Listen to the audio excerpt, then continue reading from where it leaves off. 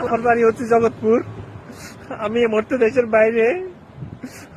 মরলে একসাথে পরিবারের সাথে, দেশের মানুষের সাথে, গ্রামের মানুষের সাথে একসাথে মারা যাইতাম, তাও ভালো ছিল। এখানে এখানে আরো বেশি কষ্ট হইতেছে। আমার বাড়ি জগৎপুরে, নতুন বসিরহাটের পূর্ব পাশে, মরি নদীর পার। মরি নদীর পারে জগৎপুর গ্রাম, পুরা গ্রামটা পানির নিচে তলায় গেছে। চারিদিকের পানি অলরেডি জগৎপুরে সবকিছু ডুবে গেছে। আমাদের এলাকার দোতলা বাড়ি পর্যন্ত ডুবে গেছে। স্কুল কলেজ, স্কুলের ভিতরে যারা যারা অবস্থান করতেছিল তারা অলরেডি কান্নাকাটি শুরু করছে। দোতলা থেকে 3 তলা ছাদের উপরে চলে গেছে। এর মাঝে আবার প্রচুর পরিমাণে বৃষ্টি হইতেছে।